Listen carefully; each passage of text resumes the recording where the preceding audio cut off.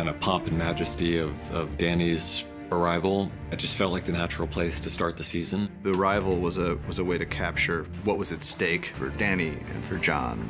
Looking back to the very beginning and how young Maisie was back then and wearing the Stark soldier's helmet falling over her head, and she just looks like this little kid. And now she's a grown woman and she's there watching again, but this time she steps aside to let a little kid come in to watch because she remembers how thrilling it was. It's a whole new procession, and so instead of Robert arriving with Queen Cersei and Jaime Lannister and the Hound, it's Daenerys coming with Jon Snow. I don't think the North is the most welcoming place to outsiders. Dany's smart, she senses that distrust, and she's gonna make the best of a bad situation, but that doesn't mean that she likes it or she's happy. When you're doing something good for people and you get met with what Sansa gives her, and they meet in the courtyard, it's understandable that she would be upset. We've been with these characters on a pretty regular basis all the time for the past however many years. The fact that they're coming back together again for the first time means more to them than it may mean to us. The Lady of Winterfell has a nice ring to it. So does Hand of the Queen. Depending on the Queen, I suppose. I think that if Tyrion were to have shown up on his own to Winterfell, he would have gotten a much different reception from Sansa than he did coming as the Hand of the Queen, Daenerys Targaryen. There's also the specific thing that happens in that scene, which is Tyrion has told everybody that the Lannisters are coming to join the cause, and it's amazing to her that this person she thought was so smart would ever take Cersei at her word on something like that. I used to think you were the cleverest man alive. How did you survive a knife through the heart? I didn't. Jon Snow and Arya are two of the most important characters in the story, and they love each other very deeply. Arya was the only one who treated Jon like a real member of the family when he was a child, and he was the only one who treated her with the respect that she needed when she was a kid. Jon has invited this huge army of foreigners into their home, and Arya understands why he did it, but Arya's on Sansa's side. But you're defending her. I'm defending our family. So is she. I'm her family too. Don't forget that. Blood is definitely thicker than water when it comes to Starks. Go on. I don't know how to ride a dragon. Nobody does, until they ride a dragon. No one's ever ridden a dragon except for Dany. Only Targaryens can ride dragons, and that should be a sign for Jon. Jon's not always the quickest on the uptick, but eventually he gets there.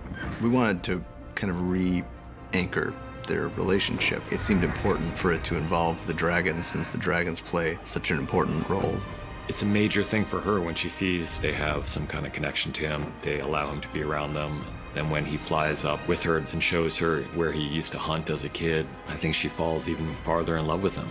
Seeing Jon and Dany on the dragons together, it's a Jon and Dany moment, but it also seeds in the idea that these creatures will accept Jon Snow as one of their riders. Don't be afraid.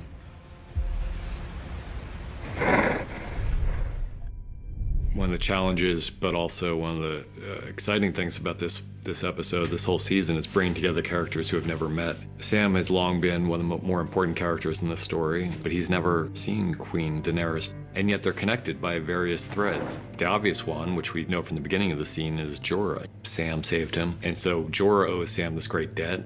What none of them realize until midway through the scene is that they have another horrible connection. There are all these things that you know about those characters that the other characters don't know, and some of them are very important. Dany murdered Samwell's father and brother.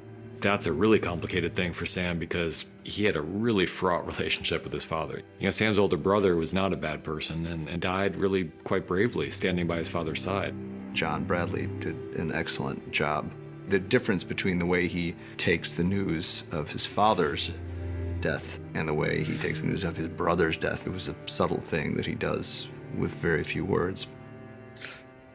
It's the kind of thing that he could find out in a number of different ways, but it seemed like an effective preamble and way into that later moment. Daenerys.